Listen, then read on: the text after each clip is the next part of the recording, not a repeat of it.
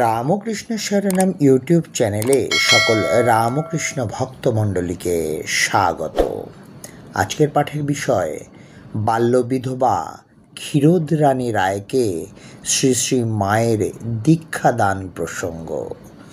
জননীং শারদাং দেবীং রামকৃষ্ণম জগদ্গুরুম পাদপদ্মে তয়ো শ্রিত্বা প্রণমামি মুহুর্মুহুঃ। ঢাকার এক ভক্ত শ্রী রমণীমোহন চৌধুরী কোনো সংবাদ না দিয়েই শ্রী শ্রী মাকে দর্শন করতে ঢাকা থেকে জয়রামবাটি সুদূর মফস্বলে একটি অল্পবয়স্কা বাল্য বিধবা ক্ষীরোদ রানী রায়কে দীক্ষার জন্য মার উদ্বোধনের বাড়িতে নিয়ে আসেন। মায়ের বাড়িতে আসবার পথে গাড়ির মধ্যেই তার মাথা ঘুরতে থাকে এবং বমি করতে থাকেন। মা স্নান করতে যাচ্ছিলেন, শুধু যেন কারোর অপেক্ষায় দরজায় হাত রেখে দাঁড়িয়ে আছেন। মেয়েটি উপরে উঠতেই তিনি একটু হেসে বললেন, কোথা থেকে এসেছো বাছা, কেন এসেছো? মেয়েটি উত্তর দিল, মাকে দর্শন করতে এসেছি। মা বললেন, বাছা আমি মা। তৎসঙ্গে তাকে ঠাকুর ঘরে বসতে বলে স্নানে গেলেন। এর পূর্বেই ঠাকুরের পূজা ও ফল মিষ্টির ভোগ হয়ে গেছে। মেয়েটি ঠাকুরের জন্য কিছু মিষ্টি নিয়ে গিয়েছিল।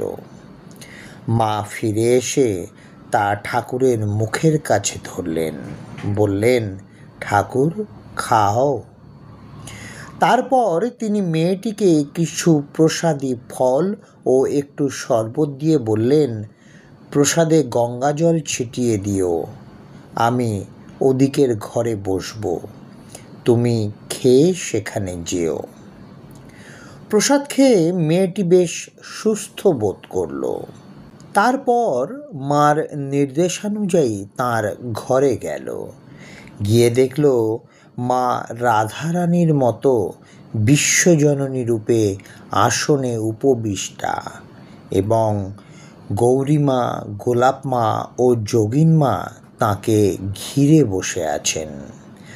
তখন মাকে তার খুব আপন বোধ হলেও তার সংকোচ আসতে লাগলো। কিন্তু শরীরের ন্যায় মেয়েটির মনও ছিল শত ব্যথা ক্লিষ্ট। তাকে ব্যর্থ হয়ে ফিরলে চলবে না।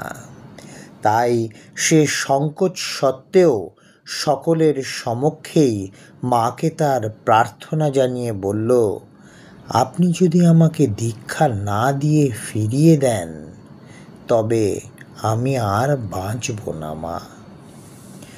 মা এক দৃষ্টে তার দিকে কিছুক্ষণ চেয়ে থেকে বললেন, মা তোমার দীক্ষা হয়ে যাবে।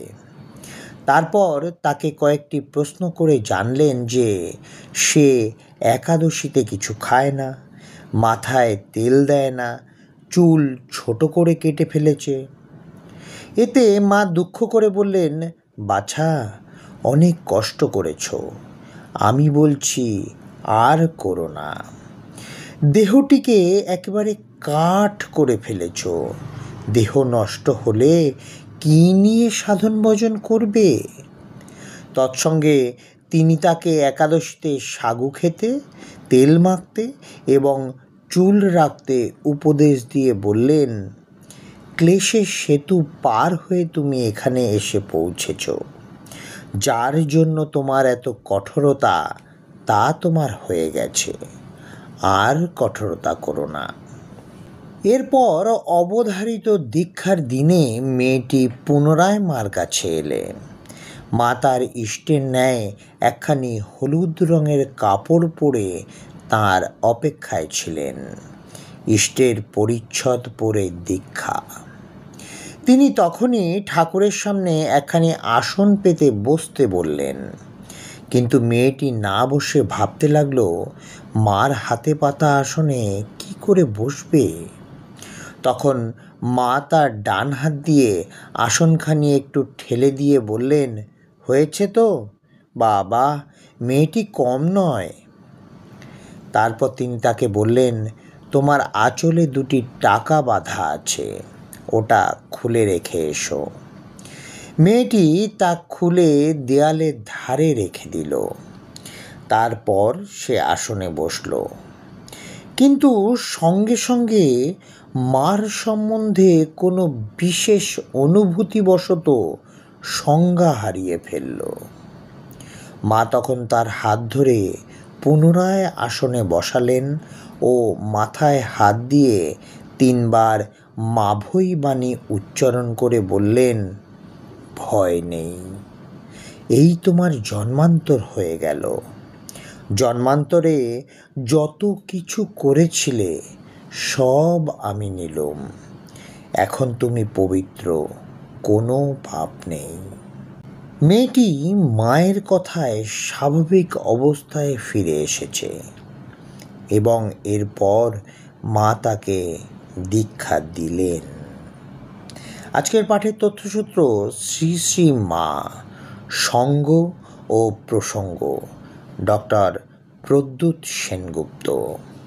জয় মা শারদা, জয় মা শারদা, জয় মা শারদা। জয় ঠাকুর রামকৃষ্ণ পরমহংসদেব, জয় স্বামী বিবেকানন্দ মহারাজ।